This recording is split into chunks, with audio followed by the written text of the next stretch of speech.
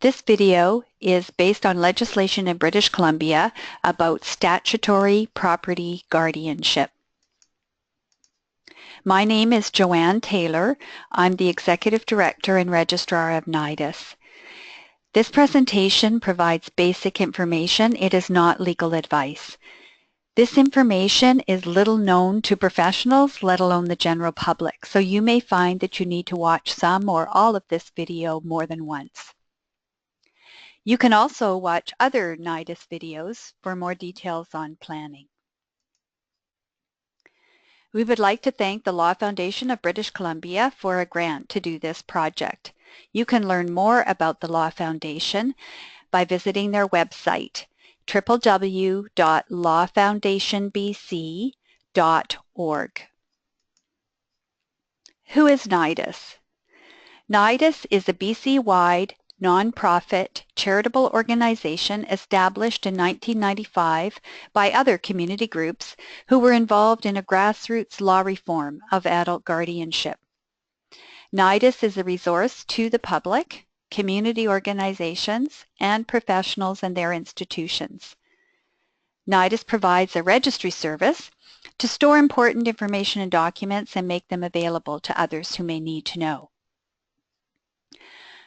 The term Nidus is Latin for nest, a symbol of support and safety to enable self-determination.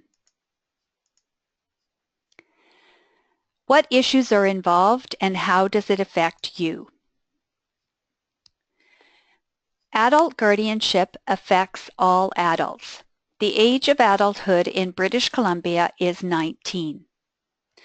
So all adults 19 years and older who do not have arrangements in place are vulnerable to guardianship if they need help. Adult guardianship involves a person taking over your affairs because you need help and there are questions about your capability.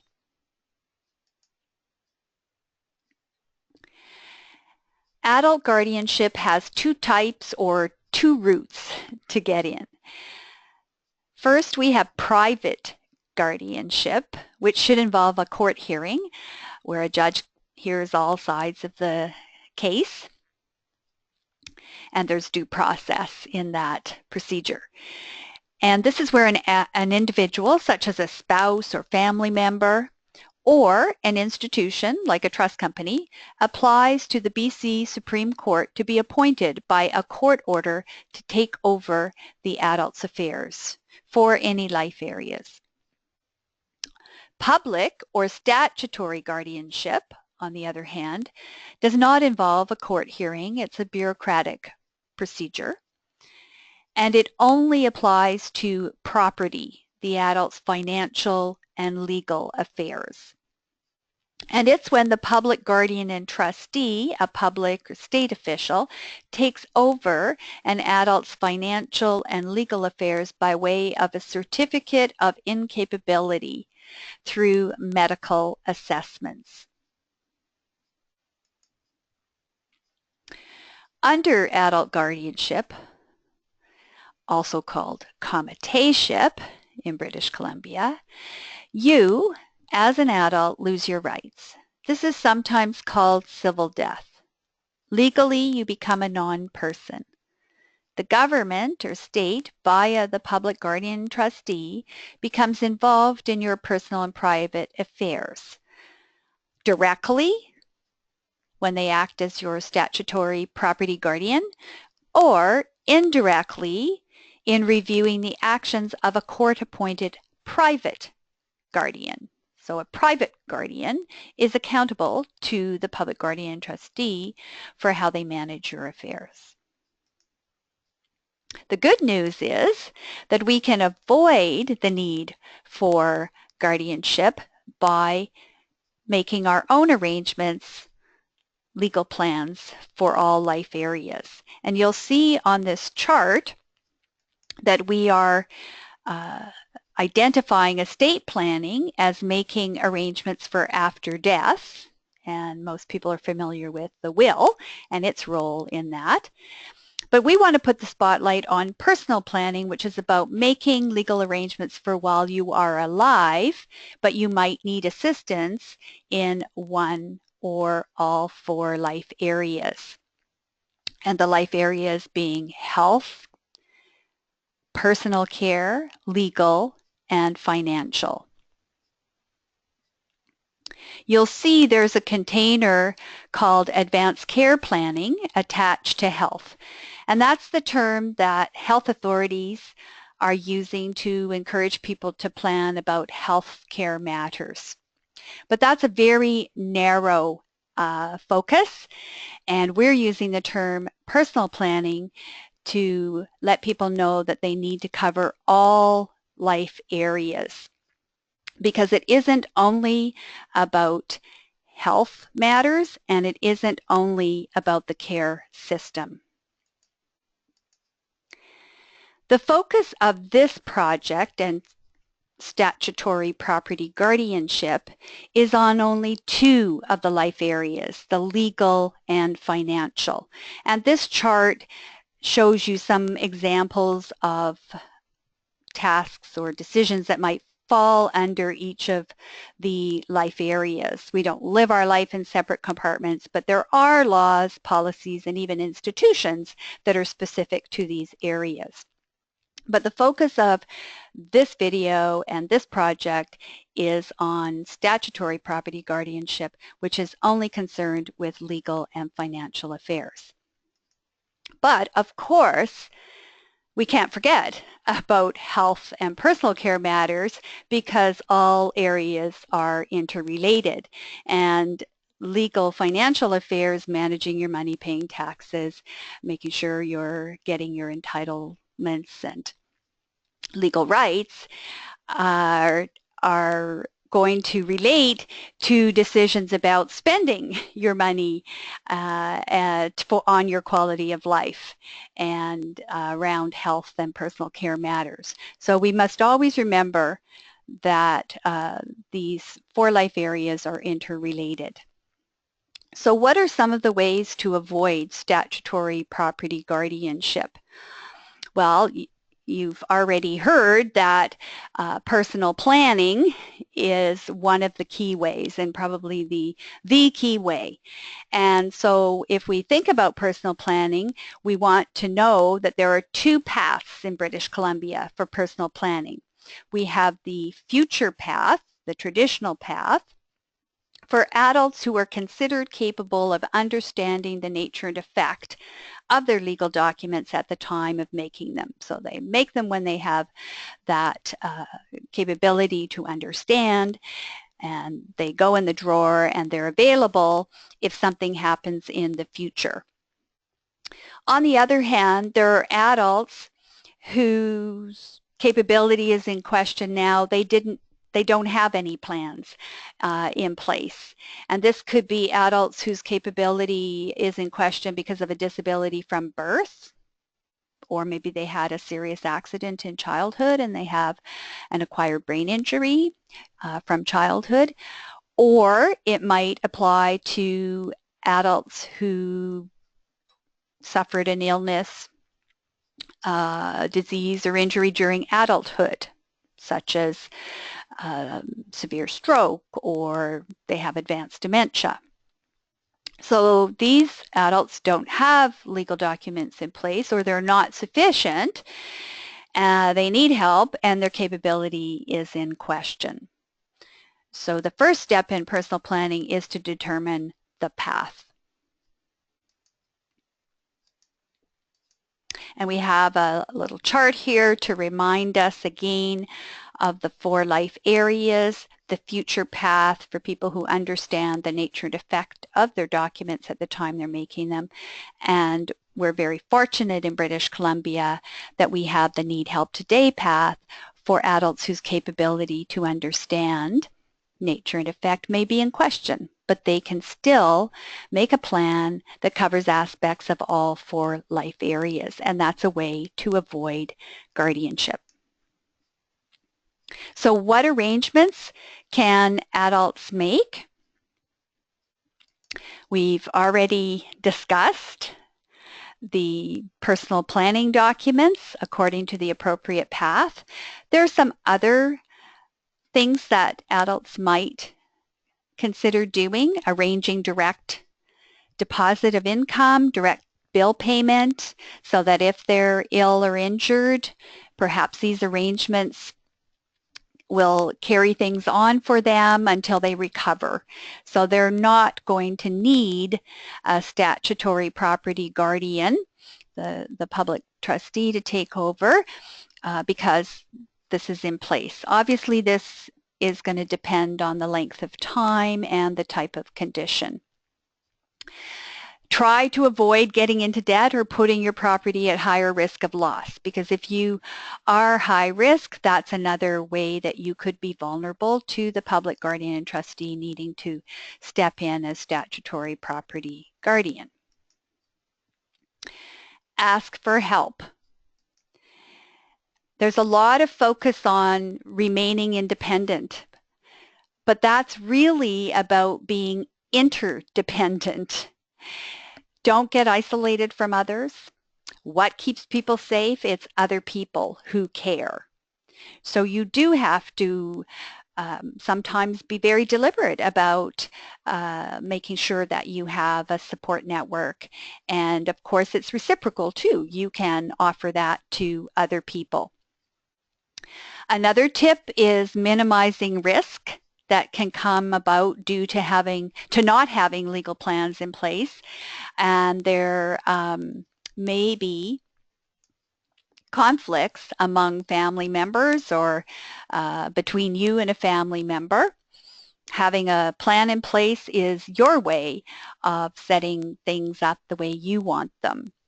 Another thing that can cause problems is if you have significant assets and you might need those to be protected for your benefit. So if you make arrangements, you can minimize risk due to these situations. What laws are involved and what are the procedures around statutory property guardianship? So in British Columbia, the Adult Guardianship Act under Part 2.1 outlines procedures for statutory property guardianship. It says the public guardian and trustee can become an adult statutory property guardian if the adult is determined to be incapable of managing their financial affairs. And the determination of that is done by assessments. And there are qualified healthcare providers who can do these assessments. And that would be a physician plus a registered social worker, registered nurse, and there's some others who can qualify to do that. The Public Guardian and Trustee has put together an information sheet in their guide for these qualified healthcare providers, and it says an assessment may be needed if there are concerns that you, as an adult, are not able to manage your financial affairs. There is no one else available to assist you. So you can see why we were talking about the importance of focusing on being interdependent. So if there's concerns that you can't manage your affairs, there's no one available to assist you, and there are important financial matters in your life that need to be taken care of. Some things are at risk. That's when an assessment might be needed. However, the Public Guardian and Trustee also sets out some principles that say an adult should only be referred for an assessment of incapability to manage finances if there is no alternative. In BC, the Public Guardian and Trustee is the last resort. The problem is that physicians and other healthcare providers have had no education on one of the most important legal alternatives available in BC for adults whose capability is in question, and that is the Representation Agreement Section 7. We call it RA7. Fortunately, Nidus has information and help for personal planning on the future path and for the RA7 path so that you can be prepared and you can have alternatives in place. And so no assessment is required, and you can avoid the need for a statutory property guardian.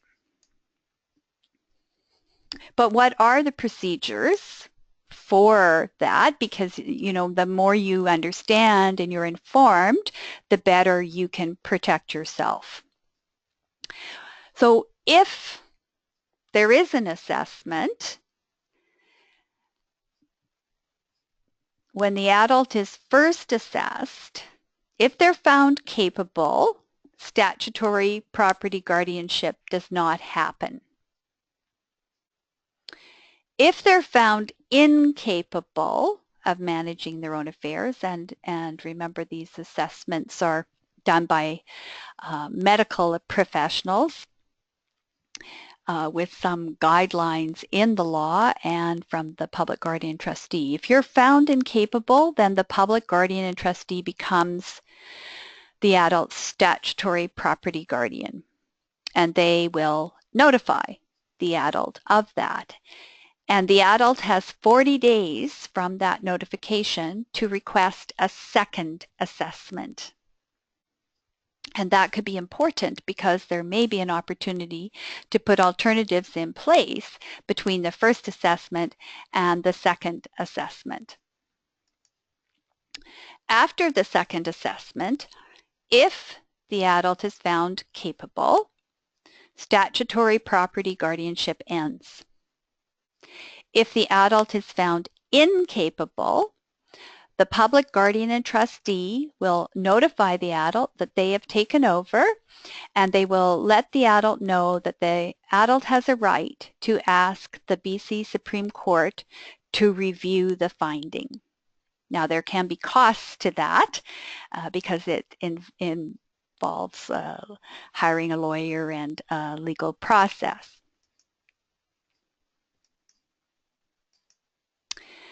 So the message is don't delay making plans, getting alternatives in place. And I wanted to share with you a recent email that we received at Nidus. I was from somebody who said, I was served with documents from the Public Guardian and Trustee. They're trying to take control of my affairs or give that job to my son, not letting me spend my own money that I saved for my old age. I need help to respond to these documents. And I think you can get a sense of probably a lot of anxiety behind this if out of the blue you get notification and you get a lot of paperwork. I think this email tells me this person's pretty capable if they were able to send an email. And I sent an email back talking about planning and are there some people who could be involved to provide assistance and help. But I'm sure that this person could use more help to understand the documents. And unfortunately, our funding is very, very limited, and we aren't able to do that at this time. But that might be a situation you or someone else finds themselves in. Another example that came to us recently was about a couple who had been living together for 17 years, but they didn't have any plans in place. One spouse, who was a senior, had a serious stroke and was hospitalized. The psychiatrist determined the patient was incapable to manage their finances and referred the case, did an assessment, referred the case for a statutory property guardianship. So put this person on the track for statutory property guardianship, even though there was a spouse available to assist. And the spouse, the well spouse, contacted Nidus when she heard that a second assessment was being done. And she said, isn't there something we can do? And so we responded right away to tell her about the Representation Agreement Section 7 because it is designed to be a legal alternative to guardianship. And we told her how she could help her spouse make one. And she said in the last 4 to 5 months when they've been doing assessments and having discussions and worrying about what was going to happen, no one, not even the social worker in the hospital, told me about the Representation Agreement Section 7. So we have a big, big gap in knowledge and information, and that's why we need your help. So here's a chart that shows us, we're back to the personal planning and the 4 life areas, and the Representation Agreement, Section 7, which refers to a part of the Representation Agreement Act, can cover some aspects of all life areas, and it is for adults whose capability is in question now on that need help today path. So you know, the story I just told you of a spouse who'd had a severe stroke, their capability was in question. But no one told the well spouse about the Representation Agreement Section 7 and how she could help her spouse make that. Now, it's important to note there are different legal documents if you're on the future path. The RA7, as we call it, is for adults who do not meet the capability requirements for the future path, but they need help, like the spouse I just told you about who'd had a severe stroke.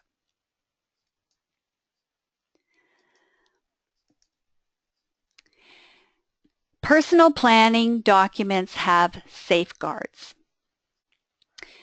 And that's why we're trying to help people know that they exist and you have a right to make these documents. And those you name have legal authority to help you. They also have legal duties they must follow. So it's a balance between honoring your wishes and keeping you safe. If they abuse you and their duties, the law allows for the public guardian and trustee to investigate, and they may become your statutory property guardian to protect your finances. So there's safeguards built into these legal documents and into the laws that enable them. And the public guardian trustee can take over your affairs if necessary. You can avoid them taking over if others who respect you and your wishes are willing to step up and help. So maybe the plans with a particular person or persons didn't work, they didn't carry out their duties properly, but there are other people who are willing to take that on to assist you.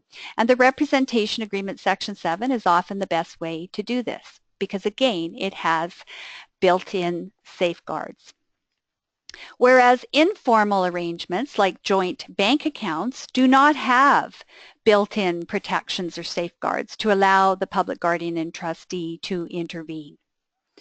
So the personal planning documents have that balance. So what are some of the ways to end statutory property guardianship? So we've talked about how to try and avoid getting in the system, but if someone is, an adult is in that system, what are some of the ways to get out? So the rights to end statutory property guardianship are in the Adult Guardianship Act. This is a new law that is being phased in. But the rights that are in this new law also apply to adults who came under the Public Guardian and Trustee through the Patient's Property Act, an old law that is being phased out. So it's a little confusing to have two laws that cover some of different things, but for the same purpose or procedures. The duties of the public guardian trustee are outlined in the Patient's Property Act. So when they have taken over somebody's legal financial affairs under the Adult Guardianship Act as statutory property guardian, their duties are outlined in the Patient's Property Act. And so under the Patient's Property Act, they are referred to as the adult's comité of estate. But it means the same thing as statutory property guardian. Estate is the word that signals they're looking after the adult's financial and legal affairs. But it is confusing. If the public guardian trustee takes over as the statutory property guardian or comité of estate, their authority can be ended in the following ways. One way is that the adult can be reassessed, and the adult or the public guardian trustee or the BC Supreme Court can make this request for the adult. The adult can only ask to be reassessed once a year, once every 12 months, but the public guardian trustee or the court can ask whenever it's necessary. They're not limited. If the adult is found capable, statutory property guardianship ends. Another way it can end is if the public guardian and trustee decides the adult no longer needs them to act. They may have received some new information that helps them make that determination. Another way that statutory property guardianship can end is the adult can apply to the BC Supreme Court and ask a judge to reject the finding of incapability and the need for a statutory property guardian. This will require special legal help, and we mention a resource at the end of this video that we would recommend people be in touch with to get that help. It's going to require knowledge of the law and the system. Finally, another way that statutory property guardianship can end is if someone else, a spouse, family member, trust company, applies to the BC Supreme Court to become the adult's private guardian. So it's just a different type of guardianship. Instead of the public guardian trustee taking over the adult's financial legal affairs, someone else can do that.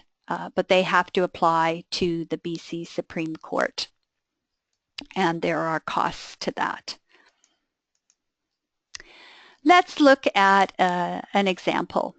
This is a photo of Bob, and Bob was under the public guardian and trustee. They were managing his financial and legal affairs for many, many, many years because Bob had been institutionalized when he was 13 because he was diagnosed with cerebral palsy, and there weren't a lot of supports for families, and he ended up in Woodlands School. And I think he was also in another institution at Tronquil near Kamloops. And the public guardian trustee were managing his finances. When the institutions were closed, Bob ended up in an extended care hospital. He kind of fell through the cracks because that was not meant to happen and not typical. And here's a picture of Bob, I think in his 70s. So it was a long, long time, a lot of his life, most of his life. Bob is holding a representation agreement for health and personal care that he made with some supporters. And he did that because he wanted to get out of the extended care and live in the community, and he wanted to get married. Well, the public guardian trustee were looking after his money just fine, paying the bills, you know, for him to stay in the extended care, and they weren't really listening or understanding that Bob wanted them to pay the bill somewhere else so that he could live in the community. So by making a representation agreement for health and personal care, he had representatives who could help him advocate with the public guardian and trustee for how he wanted to spend his money. Here's a photo of Bob and Annie on their wedding day. So Bob's representatives helped him move out of extended care and get married. Unfortunately, Annie died about a year after they were married, but I know that Bob was thrilled to have that assistance and that dream become a reality. And Bob's next goal was to take back his financial and legal affairs, to get out of statutory property guardianship. So how did that happen? Well, the first step, which we've just discussed, was that Bob made a representation agreement under Section 7 for health and personal care. And he had people to help him advocate for how to spend his money. He asked the public guardian and trustee to discharge him from statutory property guardianship, and they said yes, if he made a representation agreement Section 7 to cover all life areas. And they were comforted by the fact that he had the previous representation agreement for health and personal care. They knew who his supporters were, his situation, and he didn't have a lot of money, frankly, because he had a permanent disability and he was now a pensioner receiving the basic pension income. So they didn't see there was a lot of risk. And he was able to get out of statutory guardianship with the representation agreement, Section 7, for all life areas. Why did Bob want to get out? Well, the fees that the public guardian and trustee charge, and they have to charge by law, added up to almost a whole month of his income. And he knew he could do more with that, with the help of his representatives. It was also that freedom to spend his money on things that he wanted. And there is a lot of stigmatizing with labels of being assessed as incapable. It almost makes the person invisible, right? They're incapable, well, they're invisible. And remember, under guardianship, you're a non-person. So Bob wanted to get rid of that label, and his supporters certainly did too. So the message of that story is that even if there is a statutory property guardianship, which is covering the legal and financial side, it doesn't cover health and personal care matters. The other thing to know is that it can cancel previous plans. If you make a plan and it's not sufficient, if you make a legal document and it doesn't cover everything that's necessary, or the person, or people that you named in that document don't behave properly, then you may come under statutory property guardianship. But if there are people who care about you, who know you, and willing to step up, and they could still help you make a plan for health and personal care, just like Bob had. What can you do? Well, there are things you can do to make sure that you've got your plans in place. There are alternatives. And of course, these depend on having one or more people in your life to help you informally and formally, that they're willing to be named in a legal personal planning document. But some people face extra challenges and barriers. They're very isolated. They don't have anyone obvious they can ask to help them. For example, people with chronic mental illness who are frequently in and out of the care system or mostly inside, they don't have opportunities to make friends, and it can also be very difficult on family members alone to provide support. And then, of course, seniors, we have seniors who don't have a spouse or children available. So they are going to be more vulnerable to statutory property guardianship. And we also know that services, programs, laws, policies do not always support or value relationship building. There's no funding for it. People don't know how to do it, aren't supported to do it. Yet it is at the heart of self-determination, safety, and security. So you can get informed, protect yourself, watch other Nidus videos to learn more. We have a resource about this topic on our website. If you go to the website and you click on information and adult guardianship, you'll find a link to our fact sheet on rights to end statutory property guardianship. So if you want to know more, if you're helping someone, that's going to be a good resource. Be willing to step up and help others from being isolated and vulnerable to guardianship. So they don't get in, but maybe you can help people get out. And please let others know this information. That would be a big help. We would like to thank Hugh McClellan, a lawyer with McClellan Herbert, for being the supervising lawyer for our project, and so much more. Mr. McClellan has given many, many volunteer hours to Nidus and to the public and the community to help us provide accurate, up-to-date information and access to the law so people can use it to help themselves. We would also like to thank Laura Johnston, who's a lawyer with the Community Legal Assistance Society, which is called CLASS, and they're a nonprofit organization that provides legal aid to people who are disadvantaged or face discrimination.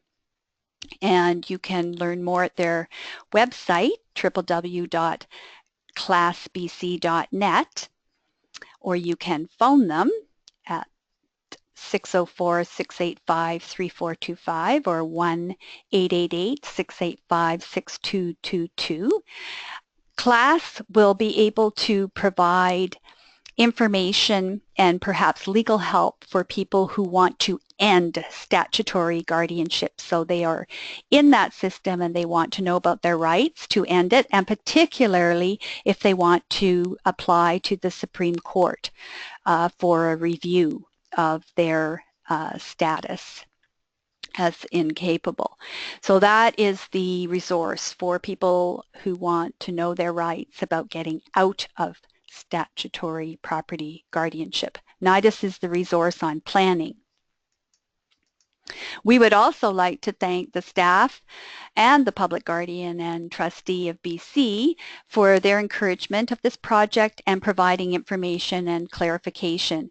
And you can learn more at their website, www.trustee.bc.ca. If you go to their website, click on the heading Reports and Publications. Make sure you click on it. Then scroll down to Services to Adults and find the link When the Public Guardian and Trustee is Comité. And then you can read information about their role and about ways to end statutory property guardianship. If you have a concern about someone being abused, you can phone their office at 604-660-4444. And of course, we have more resources on the Nidus website www.nidus.ca